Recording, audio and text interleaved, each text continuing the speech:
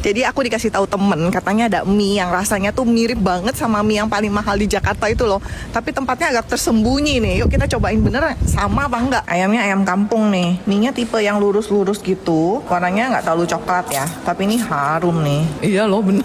Dia rasanya tuh bersih gitu loh. Clean cuman tetap gurih.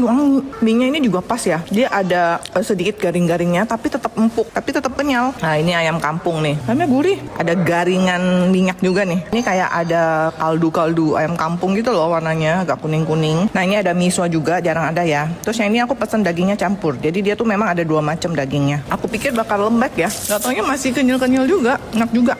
Kita cobain daging cincangnya. Dia manis tapi tetap gurih gitu. Kalau aku makan mie itu biasa pasti pesen pangsit. Pangsitnya juga favorit nih katanya nih. Lumayan besar, kulitnya nggak yang tipis banget. Ya dagingnya lumayan gede sih ini pangsitnya. Ini aku spill daftar harganya ya. Namanya Yunmi, ada kemasan frozen juga. Lokasi di Menara Marina Kondominium Pluit.